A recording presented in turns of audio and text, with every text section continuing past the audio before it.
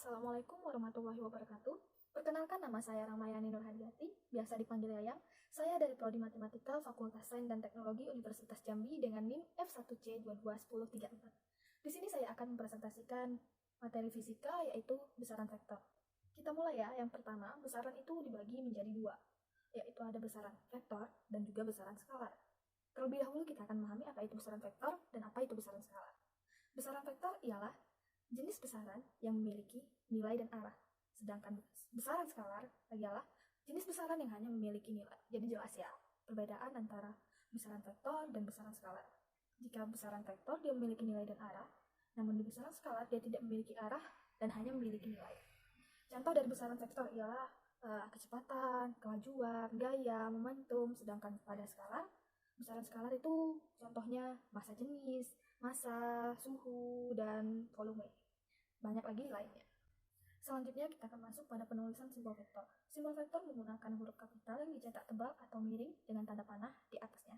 Seperti pada contoh, AB ditulis AB dengan tanda panah di atasnya. Dan panah itulah yang menjadi arah vektor tersebut. Dan secara sistematis, vektor dapat ditulis sebagai A sama dengan AX plus AY, di mana A adalah resultan dari komponen-komponen yang berupa AX dan AY. Seperti pada gambar yang tertera, di mana ada AX pada sumbu X yang mengarah ke kanan, dan AY pada sumbu Y yang mengarah ke atas. Dan ada garis ungu itu adalah A yang berupa resultan tersebut. Selanjutnya kita masuk pada penjumlahan vektor. Ada penjumlahan vektor segaris dengan rumus R sama dengan A plus B plus C dan seterusnya. Lalu penjumlahan vektor tidak segaris. Untuk penjumlahan vektor yang tidak segaris, misalnya seperti gambar di bawah ini, itu menggunakan rumus R sama dengan akar kuadrat dari A kuadrat plus B kuadrat plus 2AB cos A. Didapat dari gambar, seperti pada gambar ada garis OA, ada garis OB, lalu ada garis resultannya. Sehingga OR kuadrat sama dengan OP kuadrat plus PR kuadrat kurang 2OP kali PR cos 180 derajat kurang A. Dan hasilnya mendapat R kuadrat sama dengan A kuadrat plus B kuadrat tambah 2AB cos A. Kuadrat tersebut dipindahkan menjadi akar, sehingga hasil akhirnya adalah R sama dengan akar kuadrat dari A kuadrat plus B kuadrat plus 2AB cos A. Penjumlahan vektor dibagi menjadi dua cara. Yang pertama ada penjumlahan vektor dengan cara jajar genjang, lalu yang kedua ada penjumlahan vektor dengan cara segitiga. Di sini kita akan bahas terlebih dahulu metode jajar genjang. Metode menjajar genjang merupakan metode penjumlahan dua vektor yang ditempatkan pada titik pangkal yang sama sehingga hasil kedua vektornya merupakan diagonal jajar genjang. Misalkan terdapat dua vektor A dan B, maka penjumlahan kedua vektor tersebut dengan metode jajar genjang adalah sebagai berikut. Itu ada A garis ke kanan, arah ke kanan, lalu ada B yang ke atas, dan ada garis resultannya. Didapat dengan cara dari A ditarik lagi garis ke atas dan B ditarik lagi garis ke kanan sehingga membentuk jajar genjang. Seperti begitu juga pada yang sebelah kiri. Contoh pada sebelah kiri itu ada B yang di bawahnya, lalu ada A miring seperti ini, lalu ditarik garis sehingga membentuk jajar genjang. Metode segitiga merupakan metode penjumlahan vektor dengan menempatkan pangkal vektor kedua pada ujung vektor pertama. Hasil penjumlahan vektornya yaitu vektor yang memiliki pangkal di titik pangkal vektor pertama dan ujung di ujung vektor kedua. Misalkan terdapat dua vektor A dan B, maka penjumlahan kedua vektor tersebut dengan metode segitiga adalah sebagai berikut.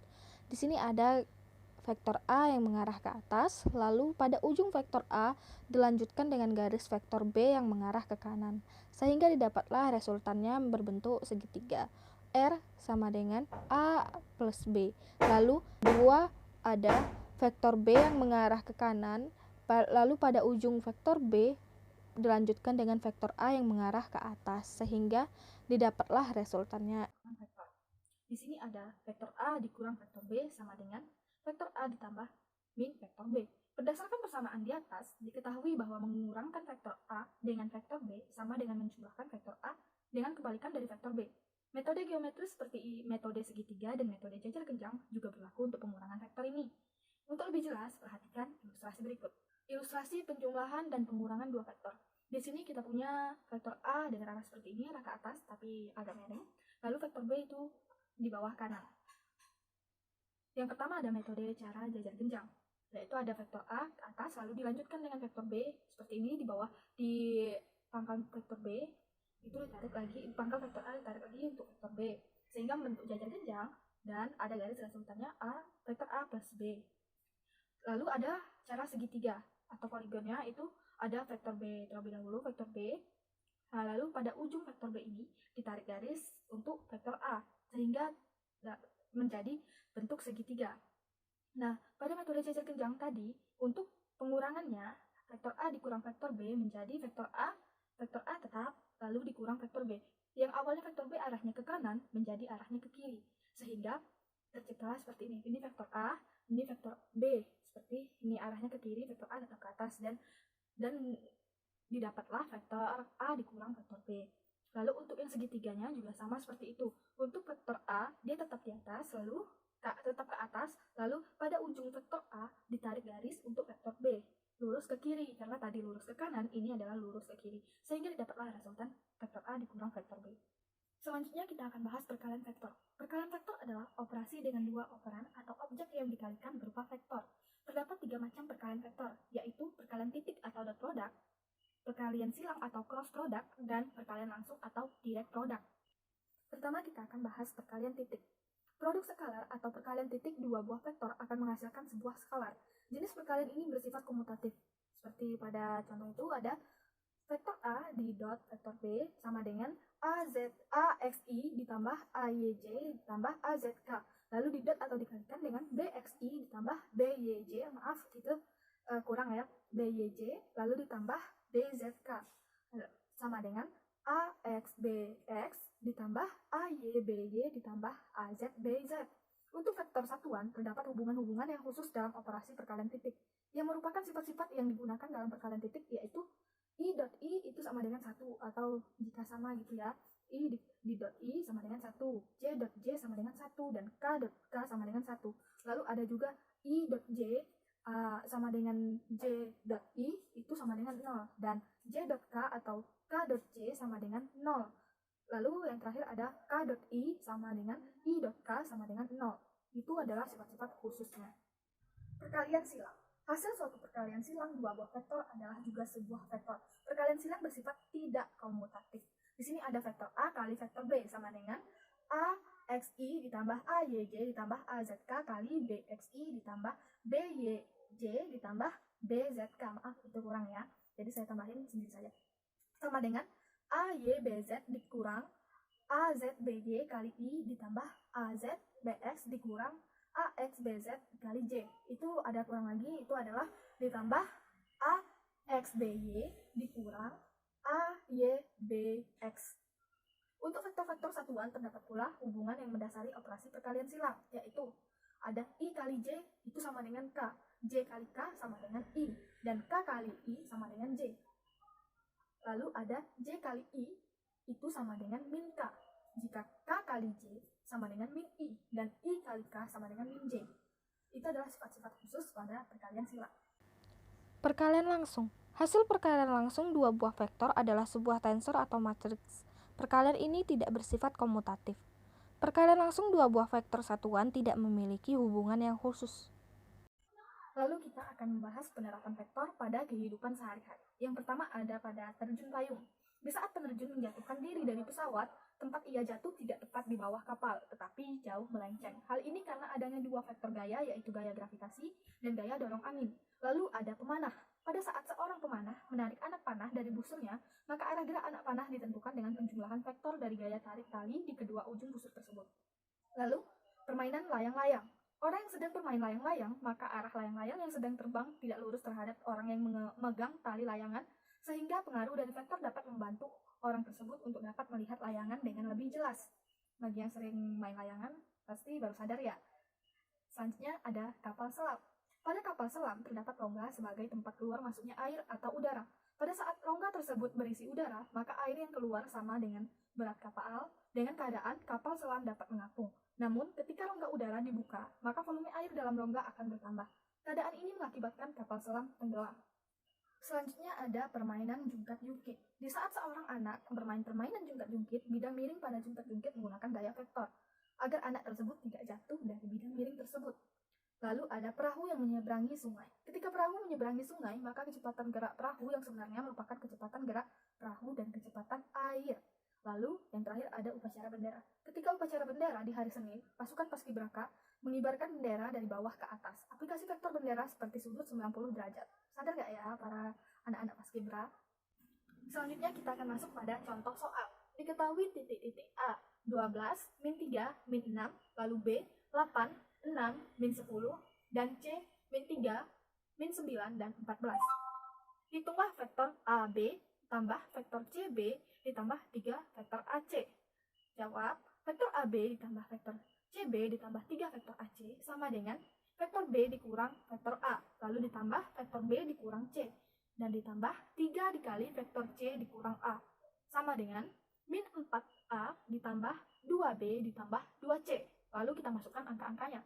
Min 4 dikali 12 ditambah min 2 kali 8 ditambah 2 kali min 3, itu dapat hasilnya 38. Lalu min 4 dikali min 3 itu kan 12, baru ditambah 2 kali 8, 2 kali 6 itu 12, hasilnya 24, baru ditambah lagi 2 dikali min 9, hasilnya min 18, 24 dikurang 18 hasilnya 6. Begitu juga pada min 4 kali min 6 ditambah 2 kali min 10, lalu ditambah 2 kali 14 hasilnya 32. Jadi didapatlah hasilnya min 38, 6, dan 32. Diketahui dua buah vektor A sama dengan 8 satuan dan B sama dengan 4 satuan saling mengapit sudut 60 derajat. Hitunglah besar resultan kedua vektor. Untuk menghitung resultan vektor, kita gunakan rumus di bawah ini. R sama dengan akar kuadrat dari A kuadrat tambah B kuadrat tambah 2AB kali cos theta. Jadi R sama dengan akar kuadrat 8 kuadrat itu bukan 82 ya, 8 kuadrat. 8 kuadrat ditambah 4 kuadrat ditambah 2 kali 8 kali 4 kali cos 60. Kita masukin dari angka-angka yang diberikan tadi. Jadi R sama dengan akar kuadrat dari 64 ditambah 16 ditambah 32 sama dengan akar kuadrat dari 80. R sama dengan 16 kali 5. Akar 80 kalau kita sederhanakan jadi 16 kali 5 ya. Jadi lalu 16-nya keluar jadi 4 dan hasilnya R sama dengan 4 akar 5. Jadi resultan kedua vektor A dan B adalah 4 akar 5 M per S. Selanjutnya ada jika A sama dengan min 7, 3, 12 maka 6 kali vektor A sama dengan 6 dikali min 7, 3, 12. 6 dikali min 7, 6 dikali min 3, 6 dikali min 12, sehingga hasilnya didapat min 42, 18, dan 72. Lalu ada jika vektor B sama dengan 8I dikurang 4J ditambah 2K, maka min 2B sama dengan min 2 dikali 8I dikurang 4J ditambah 2K. Sehingga hasilnya adalah min 2 kali 8I adalah min 16I. Dan min 2 kali min 4J adalah plus 8. Dan min 2 kali plus 2K hasilnya min 4K. Contoh soal selanjutnya. Diketahui titik-titik K 9, 4, 3, dan L 16, min 5, min 10, lalu M 8, 20, dan min 12. Hitunglah vektor ML dikurang vektor KL. Lalu penyelesaiannya adalah vektor ML dikurang vektor KL sama dengan L dikurang M, lalu dikurang L dikurang K sama dengan K dikurang M. Karena itu tahu ya, itu karena apa? Karena L-nya itu kan dicoret. Jadi sisanya tinggal vektor K dikurang vektor M. Jadi kita masukkan angka-angkanya. Vektor K ada 9, 4, dan 3 dikurang vektor M ada 8, 20, dan min 12. 9 dikurang 8, 1. 4 dikurang 20, min 16, dan 3 dikurang 12, dikurang min 12 adalah 15. Selanjutnya kita masuk pada soal berkaitan tentang perkalian titik atau perkalian dot ya. Soalnya tentukan hasil perkalian titik antara dua vektor satuan. A sama dengan 2i tambah 3j tambah 5k dan B sama dengan 4i tambah 2j dikurang k. Kita jawab, A dot B sama dengan AX kali BX ditambah AY kali BY ditambah AZ kali BZ. Kita masukkan angka-angkanya. 2 kali 4 hasilnya 8. 3 kali 2 hasilnya 6, lalu 5 kali min 1 hasilnya min 5. 8 tambah 6 dikurang 5 hasilnya 9, sehingga dapatlah hasil A dot B 9. Dan kita masuk ke soal terakhir. Ada sebuah perkalian vektor diperoleh bahwa A, B sama dengan 40 meter persegi. Lalu kita masuk ke soal terakhir. Sebuah hasil perkalian vektor diperoleh bahwa AB sama dengan 40 meter persegi. Jika vektor B yang panjangnya 4 meter membentuk sudut 60 derajat, berapa panjang vektor A dalam sentimeter? Jawab, dengan menggunakan rumus perkalian titik atau dot product, maka diperoleh perhitungan sebagai berikut. Jadi di sini kita pakai cara perkalian vektor yang perkalian titik. Nah, vektor A dot vektor B sama dengan A dot B cos alpha. Vektor A dot vektor B Itu hasilnya sudah diketahui, yaitu 40. Kan tadi 40 meter persegi ya. 40 sama dengan A. B-nya itu diketahui 4 dikali cos 60 karena membentuk sudut 60. Sehingga didapat A sama dengan 40 per 4 kali 0,5. Karena cos 60 itu kan setengah ya. Sehingga A sama dengan 20 meter. Karena itu adalah satuannya masih meter dan yang diminta adalah sentimeter, maka kita ubah. Jadi A sama dengan 2000 cm.